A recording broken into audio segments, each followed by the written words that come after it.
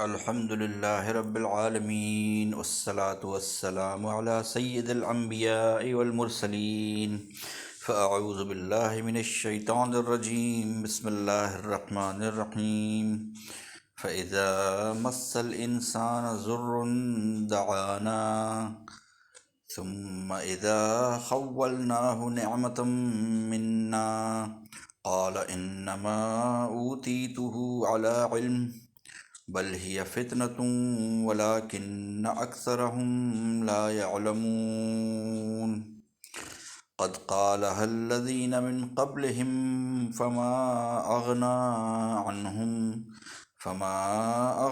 عنهم ما كانوا يكسبون صدق اللہ العظیم اعوذ باللہ من الشیطان الرجیم بسم اللہ الرحمن الرحیم سورہ زمر کی آیت نمبر 49 اور 50 ہے آج کا ہمارا ٹاپک۔ اس میں اللہ تعالیٰ فرماتے ہیں سورہ زمر کی آیت نمبر 49 میں کہ پھر انسان کا حال یہ ہے کہ جب اس کو کوئی تکلیف پہنچتی ہے کوئی تکلیف پہنچتی ہے تو وہ ہمیں پکارتا ہے۔ اس کے بعد جب ہم اسے اپنی طرف سے کسی نعمت سے نوازتے ہیں تو وہ کہتا ہے کہ یہ تو مجھے اپنے ہنر کی وجہ سے ملی ہے، یہ نعمت تو مجھے اپنے ہنر کی وجہ سے ملی ہے، نہیں بلکہ یہ آزمائش ہے، لیکن ان میں سے اکثر لوگ نہیں جانتے۔ فَإِذَا مَسَّ الْإِنسَانَ ضُرٌّ جب انسان کو چھو جاتی ہے کوئی ضرر تکلیف دعانا تو وہ ہمیں پکارتا ہے۔ ثُمَّ إِذَا خَوَّلْنَاهُ نِعْمَةً مِنَّا پھر جب ہم اسے عطا کرتے ہیں اپنی طرف سے کوئی نعمت، قالا وہ کہتا ہے انما بے شک اوتیتہ یہ تو مجھے عطا کی گئی ہے علی علم میرے علم کی بنیاد پر، میری منصوبہ بندی ہی ایسی تھی، میری پلاننگ ہی ایسی تھی، میری تو نالج ہی ایسی ہے، میری تو اسکل سیٹ ہی میرا اس طرح کا ہے کہ تو مجھے ملنا ہی تھا۔ اور وہ فخر کرتا ہے اپنی اس نالج پہ، اپنی اس پلاننگ پہ، دیکھا میں نے کیسا فورسی کر لیا کہ اسٹاک مارکیٹ کب اوپر جانے والی ہے اور کب نیچے جانے والی ہے، کتنی میری پریڈکشن اسٹرانگ ہے، اور کیسا میں نے اپنے بزنس میں فورسی کر لیا، چیزوں کو ایسا پلان کر کے کیا کہ مجھے سکسیس ہو گیا، مجھے فائدہ ہو گیا۔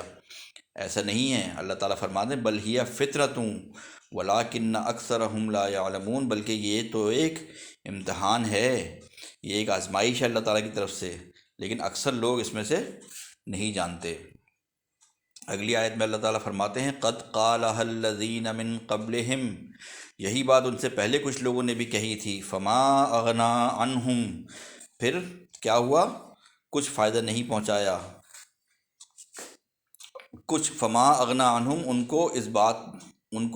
کو کچھ فائدہ نہیں پہنچایا ان کی اس بات نے، ما کانوا یکسبون جو کہ وہ کماتے تھے، جو ما کانوا یکسبون جو کہ وہ کرتے تھے، ان کی اس بات نے کچھ فائدہ نہیں پہنچایا۔ مطلب فار ایگزامپل قارون جو ہے، قارون کا ہم سب کو واقعہ پتہ ہے کہ وہ بھی اس کے پاس بھی بہت دولت تھی، اور اس نے بھی یہی تکبرانہ الفاظ کہے تھے کہ میرے پاس جو میری دولت ہے میری ہنر کی وجہ سے آئی ہے۔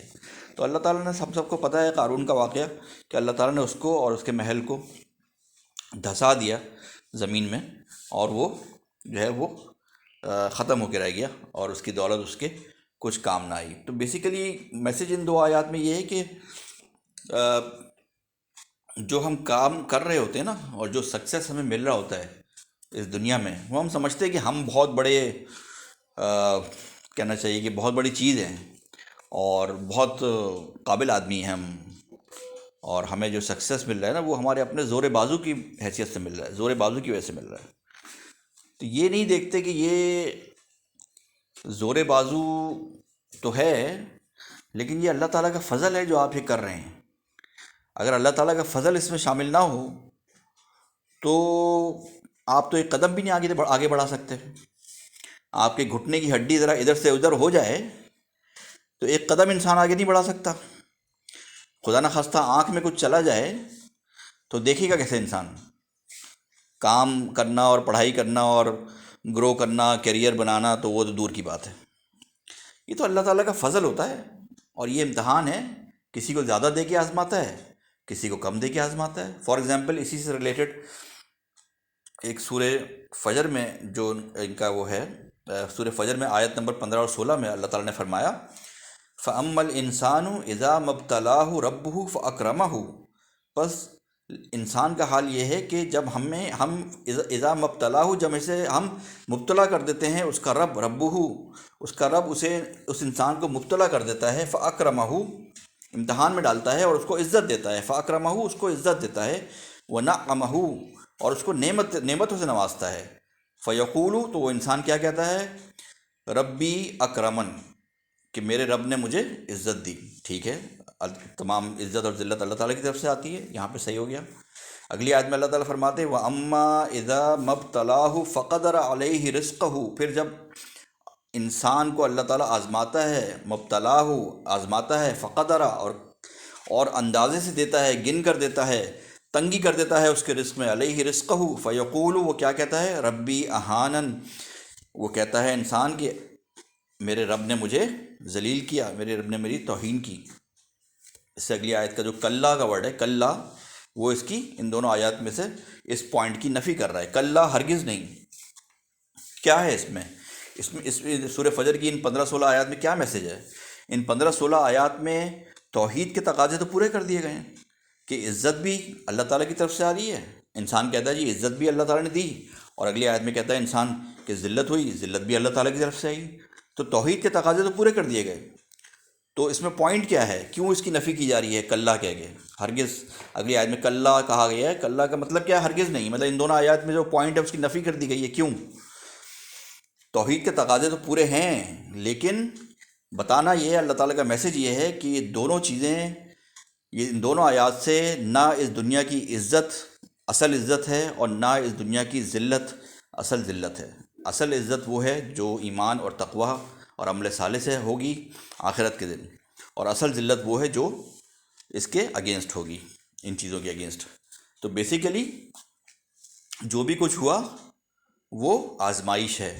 اللہ تعالیٰ نے عزت دی، کسی کو مال دیا، پیسہ دیا، وہ بھی ایک آزمائش ہے، بہت بڑی آزمائش ہے. اس میں وہ بلکہ سخت آزمائش ہے کہ اس میں انسان زیادہ چانسز ہوتے ہیں کہ اس میں اس طرح کی آزمائش میں جب آدمی ویل آف ہوتا ہے اور پیسہ کی ریل پیل ہوتی ہے، مال ہوتا ہے، تو اللہ تعالیٰ بہت زیادہ چانسز ہوتے ہیں کہ وہ اللہ تعالیٰ کو بھول جائے اور دنیا کی اٹریکشنز میں لگ جائے. دنیا کی اٹریکشنز ہے ہی ایسی کہ آدمی ذرا سا اس کی طرف ایک قدم بڑھاتا ہے تو بڑھتا ہی چلا جاتا ہے.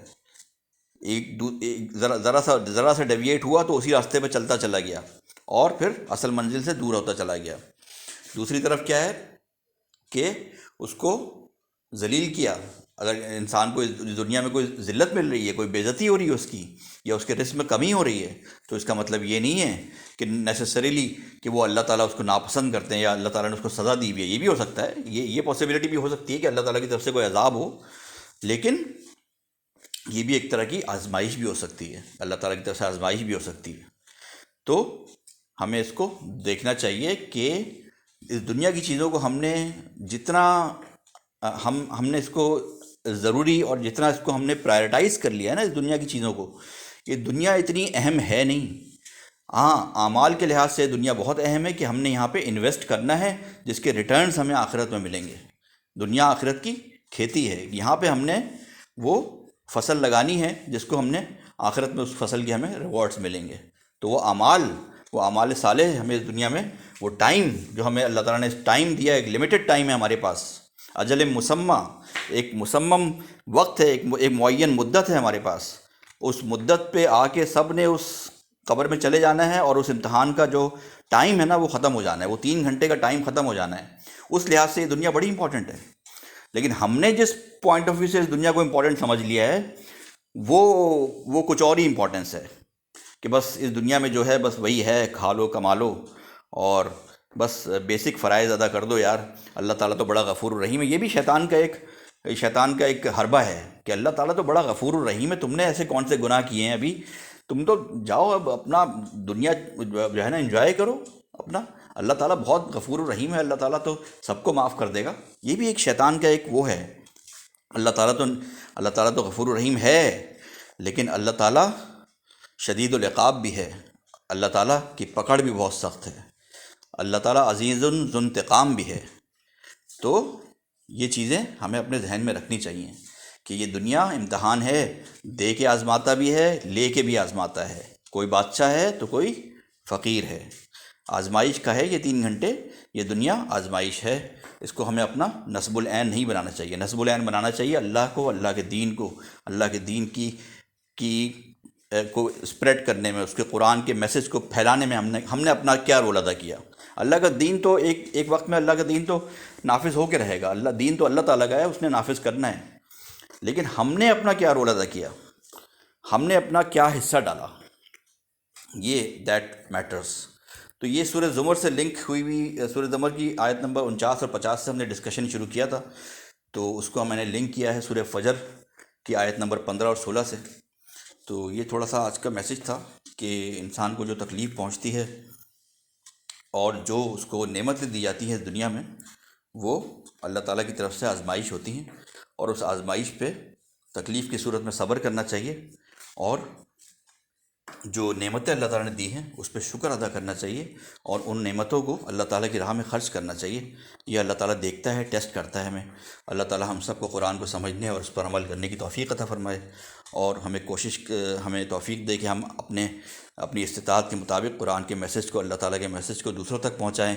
ہو سکتا ہے آپ کے قرآن کی ایک آیت پہنچانے سے کسی انسان جو ہے وہ راہ راست پر آ جائے اور اس کو ہدایت مل جائے، تو یہ ہمارے لیے ہم سب کے لیے بڑی کامیابی کی بات ہوگی۔ اللہ تعالیٰ ہماری اس ایفرٹس کو قبول فرمائے۔